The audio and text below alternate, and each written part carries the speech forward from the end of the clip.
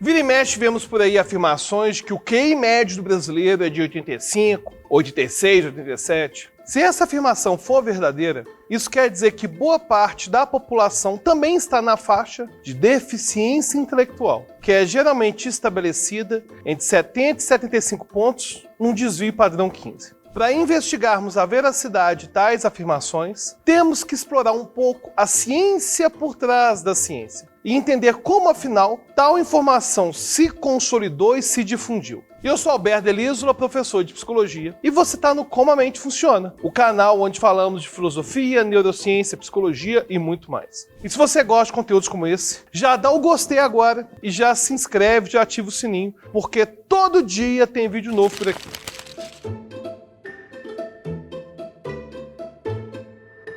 Vamos então começar pelo que se entende QI, ou quociente de inteligência. Já temos vários vídeos aqui no canal falando sobre isso, e é sempre importante salientarmos que o conceito em si é bastante validado pela ciência. Aliás, na psicologia, o conceito de QI é um dos mais científicos e um dos mais importantes. No entanto, a gente não deve extrapolar as ideias por trás do QI, entendendo, por exemplo, que QI e inteligência são a mesma coisa. Não são. Aliás, já falei isso em outros vídeos. Desde os primórdios da filosofia, existe um debate sobre como devemos entender a realidade. Platão, por exemplo, defendia que a essência das coisas estava no mundo das ideias e poderiam ser alcançadas apenas através de intensa reflexão.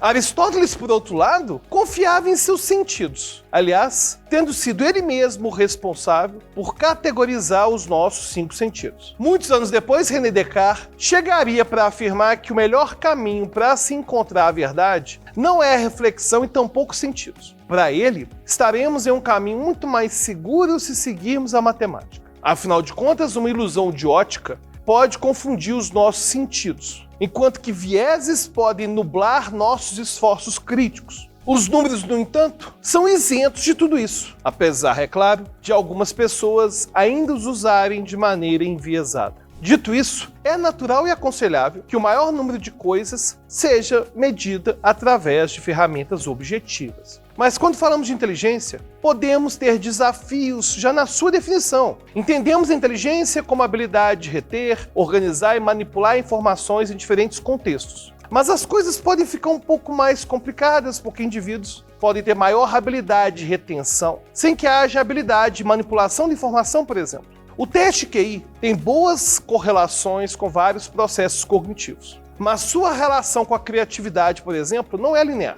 A criatividade deve ser considerada como parte da inteligência? Muitos podem dizer que sim, outros vão dizer que não. Temos inclusive um vídeo aqui no canal falando da dificuldade em conseguir medir a criatividade. Bom, então entendemos que os testes de QI têm limitações, mas isso não quer dizer que eles são ciência ruim. Na verdade, existe um termo muito importante em metodologia científica, que é a epistemologia, que é o estudo dos limites da ciência e de como que surge o pensamento científico. Existem, é claro, limites epistemológicos para os testes de QI. Para estabelecermos o QI de um indivíduo, aplicamos um teste que busca replicar desafios intelectuais de diferentes tipos. Os resultados acontecem de acordo com o que chamamos de normatização, já que o QI é obtido através da comparação com uma população, seguindo o que a gente chama de uma curva normal. QI não fala especificamente do valor da inteligência, ele vai falar da porcentagem, vai falar de como que aquela inteligência se distribui na população.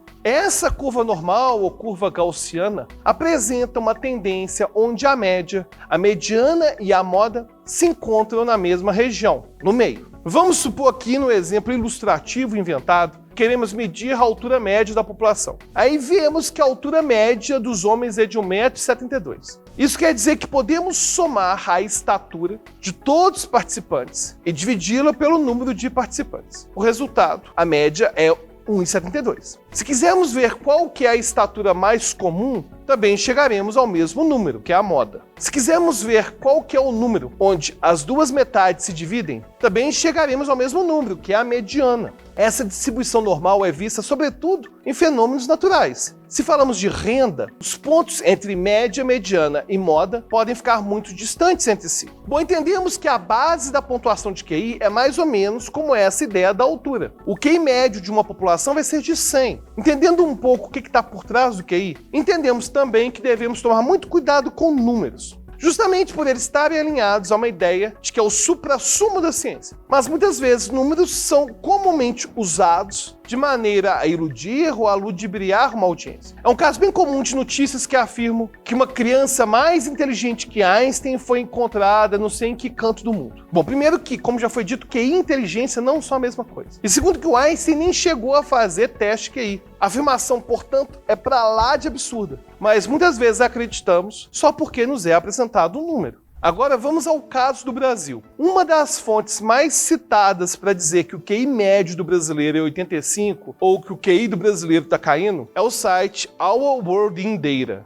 O gráfico mostrado apresenta a evolução do QI no mundo inteiro, enquanto mostra o QI no Brasil declinando. Muitos, ao verem tais dados, se apressam em fazer textos e análises sobre como que o nosso ensino é ruim e assim por diante. No entanto, fomos investigar as fontes com mais cuidado. O site Our World in Data cita como fonte a meta-análise de Jacob Prischin e Martin Voracek. No entanto, quando abrimos o artigo, olha só o que eles afirmam ao falar do efeito Flynn, que demonstra o aumento da inteligência na população mundial. Os ganhos mais fortes de QI foram observados na Áustria, França, Alemanha, Israel, Japão, Quênia, Holanda e Espanha. Enquanto os ganhos na Austrália, Brasil, Irlanda, Nova Zelândia, Reino Unido e Estados Unidos da América foram mais fracos. Na Noruega e na Suécia, os ganhos pareciam ter cessado completamente nos últimos anos. Ou seja, mesmo no artigo citado pelo site, eles não apontam para declínio do QI no Brasil. Apesar de haver ganhos mais modestos,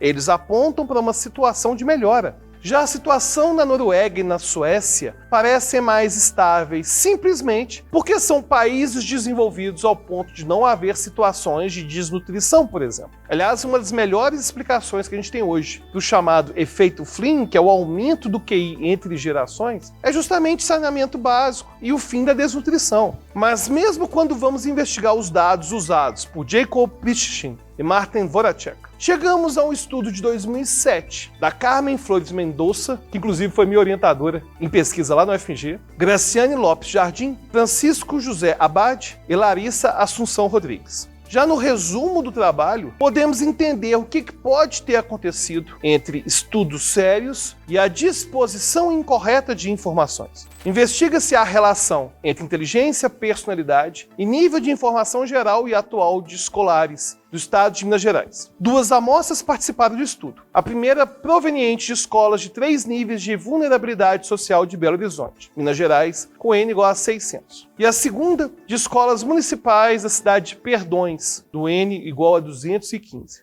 Aliás, eu participei dessa pesquisa na época com a Carmen, e foi uma pesquisa muito séria. O problema é que o estudo foi usado na análise de Jacob Prischin e Martin Voracek, que por sua vez é usado pelo Our World in Data e outros sites. E nem sequer se propõe a analisar o QI da população brasileira como um todo.